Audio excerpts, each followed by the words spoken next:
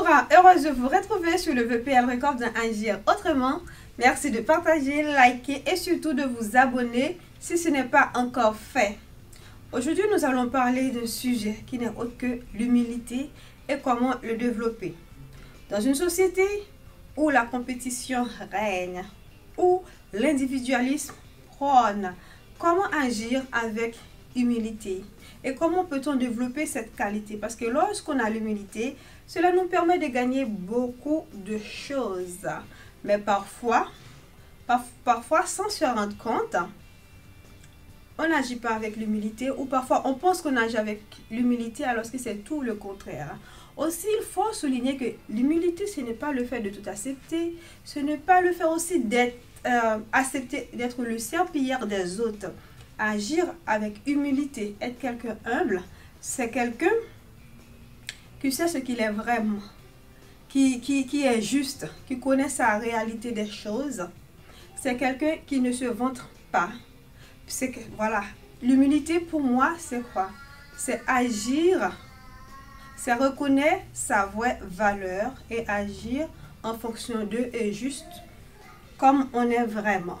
Donc, l'humilité du latin signifie humilitas, dérivé de humus qui signifie terre. Donc, l'humilité, c'est un caractère, c'est un individu qui se voit de façon réaliste. Voilà, cette personne n'invente pas les choses. C'est le contraire de l'orgueil. Ce n'est pas toujours facile d'être humble, voilà.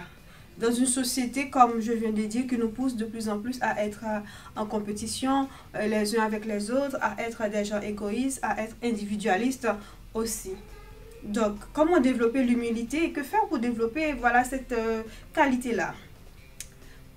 Pour commencer, il faut accepter que vous ne soyez pas le meilleur ou être toujours le meilleur dans tout. Deuxièmement, il faut savoir reconnaître vos erreurs. On n'est pas madame parfait, on n'est pas monsieur parfait. Malheureusement, on a tous des défauts et des qualités. On peut faire des erreurs. Il faut savoir juste le reconnaître. Troisièmement, connaître la valeur de ce que vous avez. C'est-à-dire apprécier vraiment ce que vous avez. Il y a des gens qui ont tendance malheureusement à se minimiser.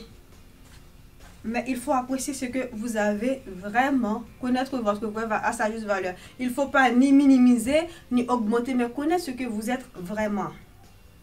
Quatrièmement, évitez de vantariser, évitez la vantardisme, c'est-à-dire se vanter. Je suis madame X, je suis madame Metel. Il y a des gens qui oublient même leur vraie qualité. Ils se définissent en fonction de je suis médecin, je suis avocat, je suis ci, je suis Y, je suis Z. Non, avant tout, vous êtes une personne comme toutes les autres personnes et vous allez respecter les autres parce que ce sont des autres personnes. C'est pas parce que la personne, elle est avocate, elle est ingénieure, docteur, etc. Vous allez mieux l'accueillir parce que c'est un petit marchand, c'est un petit commerçant, ou c'est, comme on dit ça, c'est un balayeur de rue. Non, vous respectez tout le monde en fonction d'être une personne, pas en fonction de la qualification par rapport à la société. Cinquièmement, il faut reconnaître vos talents tout en appréciant celui des autres. Et oui, vous avez des talents, les autres aussi. Cela ne vous empêche pas de reconnaître vos talents tout en appréciant celui des autres. Il ne faut pas minimiser les autres.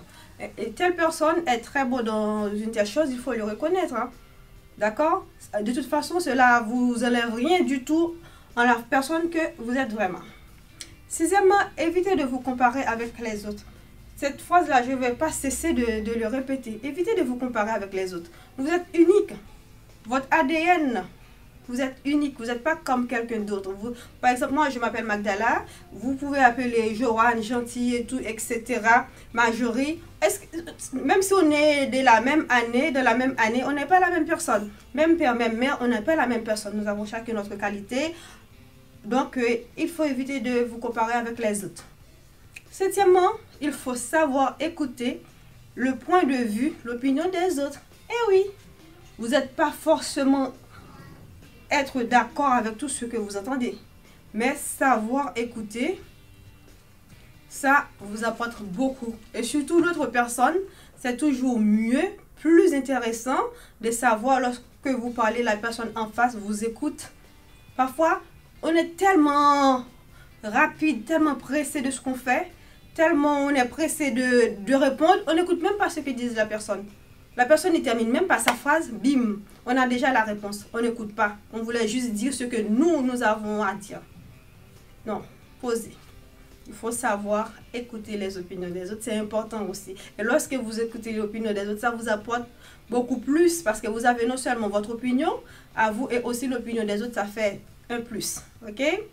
Huitièmement, proposer son aide aux autres. Il faut aider les autres.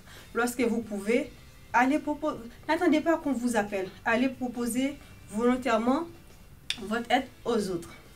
Neuvièmement, il faut faire des compliments sincères aux autres. J'ai dit des compliments sincères, pourquoi? Parce que juste pour faire bonne figure, on a tendance à complimenter comme tout va. Ah oui, c'est bien ce que vous êtes. Alors qu'au fond, vous ne pensez même pas. Donc il faut faire des compliments sincères. Mais en plus aussi, la personne en face, vous le prenez pour qui? Quand c'est sincère, la personne ressent quand c'est sincère. Hein? Et quand c'est faux aussi, c'est pareil. Donc arrêtez de faire des fausses. Ah oui, ça va, vous êtes jolie, vous êtes si, YZ. Arrêtez, s'il vous plaît, arrêtez. Il faut faire des compliments sincères. Et dixièmement, c'est pas facile, dixièmement. C'est pas facile. Dixièmement, c'est parler moins et écouter beaucoup. Je vous jure que c'est pas facile. Parlez moins et écoutez beaucoup. Essayez de faire cet exercice, vous verrez comment ce n'est pas facile. Parce qu'on a toujours tendance à parler, à se raconter et tout, on n'écoute pas. Et lorsque vous parlez moins et vous écoutez beaucoup, là, non seulement vous faites preuve de la sagesse, et aussi, vous apprenez beaucoup plus. Vraiment, vraiment, vraiment beaucoup plus. C'est un petit devoir à faire. Essayez, même pour aujourd'hui, de parler moins et d'écouter beaucoup, et vous allez voir les bénéfices. Et voilà. Bon, c'était tout pour aujourd'hui. Restez branchés et surtout abonnez, partagez sans modération. Comme vous le savez déjà, c'est tout simplement Brain Snack Dala à votre service et à très bientôt sur le VPL Wake Up d'Agir Autrement. Partagez, partagez sans modération. Merci.